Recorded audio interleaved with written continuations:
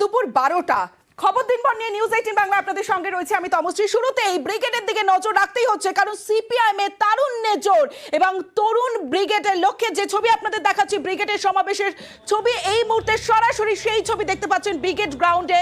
যে ছবি আপনাদের দেখাচ্ছি, সামনেই লোকসভা নির্বাচন এবং লোকসভা নির্বাচনের আগে আজ ডিওয়াইএফআই এর ব্রিগেড, এবং ইতিমধ্যেই আমরা দেখেছি মহারণাঙ্গনে সামিল হতে ইতিমধ্যেই ময়দানে নেমে পড়েছে যুযুধান দুই শিবির। তৃণমূল বিজেপির সঙ্গে পাল্লা দিতে প্রস্তুত হচ্ছে বামও। যে ছবি আপনাদের দেখাচ্ছি, গত 3রা নভেম্বর কোচবিহার থেকে ইনসাফ যাত্রা শুরু করেছিল সিপিআইএম এর যুব সংগঠন ডিওয়াইএফআই।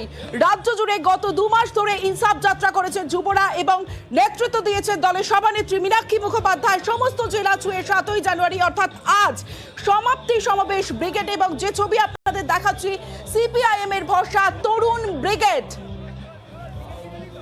এই তরুণের উপর জোর দিয়েই 24-এর লোকসভা নির্বাচনে মরিয়া সিপিআইএম নেতৃত্ব। যে ছবি দেখাচ্ছে ব্রিগেডের ছবি আপনারা দেখতে পাচ্ছেন, যেখানে মেন মুখ মীনাক্ষী মুখোপাধ্যায়। উজ্জ্বল রয়েছে আমার সঙ্গে, উজ্জ্বলের সঙ্গে কথা বলবো। উজ্জ্বল, এই মুহূর্তে ব্রিগেডের মুড জানতে চাইবো তোমার মাধ্যমে। ইতিমধ্যেই বিভিন্ন জায়গা থেকে মানুষ আসতে শুরু করে দিয়েছেন এবং বিশেষ করে বলতে পারি যে মিছিলগুলো মূল সেই মিছিল কিন্তু এখন একটাও প্রবেশ করেনি, অর্থাৎ শিয়ালদা, হাওড়া, সেন্ট্রাল এভিনিউ, বাস সার্কাস এবং সিবিপি, এখান থেকে 5টা মূল মিছিল এবং বিক্ষিপ্ত যে মিছিলগুলো আসার কথা সেগুলো এখনো আসেনি, কিন্তু বাসে করে যারা এসছেন তাদের সিলেকশন এখানে আসতে শুরু করে দিয়েছেন। এবং এই গাড়িটা সকাল থেকে প্রথম দিকের যে অংশটা সেই অংশটা ভরে দিচ্ছে। এখন যে 3টে টায়ার বাকি আছে, সেই 3টে টায়ার কিন্তু এখন এখানে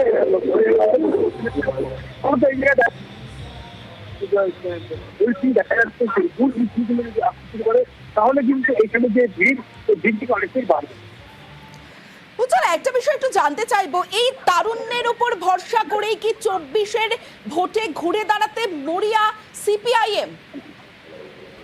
অবশ্যই দেখো, কারণ তরুণদের হাতে ব্যাটন দিয়ে দেওয়ার কাজ কিন্তু অনেকদিন আগে শুরু হয়ে গিয়েছে এবং যেভাবে দেখা যাচ্ছে যে একের পর এক তরুণ নেতৃত্বকে সামনে নিয়ে আসা হচ্ছে, সেক্ষেত্রে তরুণদের হাতেই কিন্তু ব্যাটন তুলে নিতে চাইছেন এবং সেই কারণেই আমরা দেখতে পাচ্ছি যে বেশ কিছু জায়গাতে তরুণদের সামনে নিয়ে আসা হচ্ছে এবং এইসব যাত্রা মাধ্যমে সারা রাজ্যব্যাপী এবং প্রচার সেই ব্রিগেড